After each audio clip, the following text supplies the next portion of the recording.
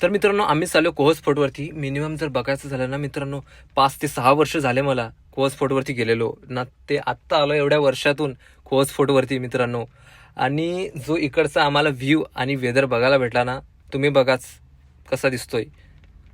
मस्त ढगाळ वातावरण झालंय आणि पाऊस सुद्धा रिमझिम पडतोय मध्ये मध्ये.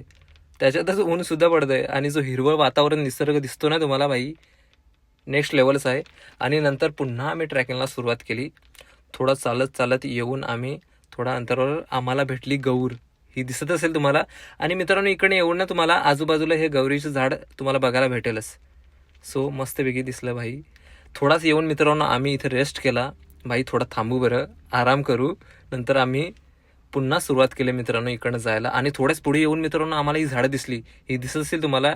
ही झाडं आहेत मित्रांनो कारवीची आणि त्याला फळं सुद्धा लागलेत. फळ नंतर मित्रांनो फुलं येतात त्याला. आणि हा रस्ता मित्रांनो इथून आहे. इकडनं आपल्याला जायचं आहे टॉपवरती.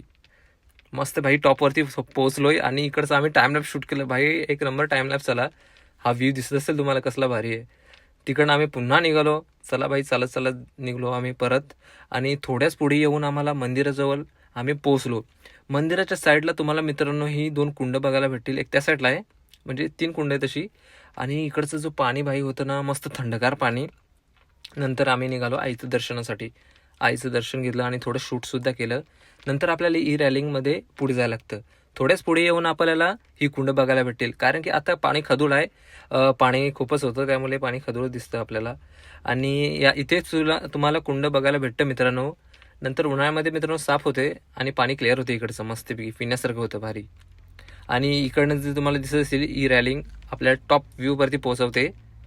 ते बघून मी सुद्धा वरती चढायला सुरुवात केली. आणि इकडचा जो भाग थोडा स्लिपर आहे मित्रांनो. सो रॅलिंगला थोडं पकडून पकडून तुम्हाला चढायला लागतं. आणि चढून आपण वरती पोचलोय आणि जो व्ह्यू भेटला ना भाई, जिकडे जात होतो ना तिकडेचे व्ह्यू एक नंबर बघायला भेटले. आणि हा आपला टॉप व्ह्यू आहे मित्रांनो इकडचा. छत्रपती शिवाजी महाराजांचा थोडा लुक वाटतोय तुम्हाला, दिसत असेल हा. मस्तपैकी भाई वातावरण नेक्स्ट लेवल होतं. नंतर आम्ही मित्रांनो उतरलो खाली. सगळ्यांना लागलेली भूक. सो काही सगळं काहीतरी खाऊनच घेऊ चला. आणि सगळ्यांनी डबे वगैरे काढले आणि मी सुद्धा डबा काढला. तर चला भाई जेऊ. जास्त आम्ही टाइम वेस्ट केला नाही, कारण की लवकरच आम्हाला खाली उतरायचं होतं. हा पोर्शन आपला तुम्हाला दिसतोय मित्रांनो. हा भाई डेंजर स्लिपरी आहे जरा. इकडे चिकट आहे, शेवाळ झाल्यामुळे इकडचा भाग जो स्लिपरी जरा झालाय. सो इथं केअरफुली आले तर उतरा. ते उतरून आम्ही खाली उतरायला सुरुवात केली.